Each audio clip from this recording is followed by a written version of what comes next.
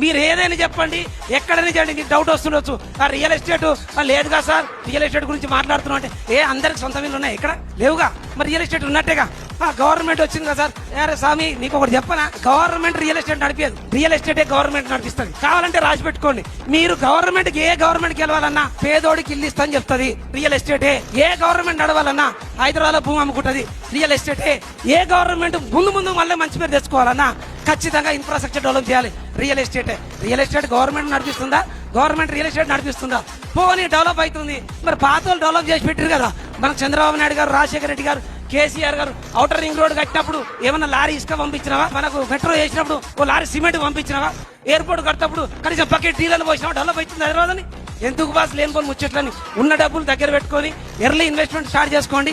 ఇల్లు తొందరగా కొనకండి, ఇన్వెస్ట్మెంట్ ఎర్లీగా చేసుకోండి. మీరు కావాల్సిన గోల్స్ కి, మీ డిసిజన్ కి, ఆ డిసిప్లిన్ కి కట్టుబడి ఉండండి. ఖచ్చితంగా సాధించుకోవచ్చు.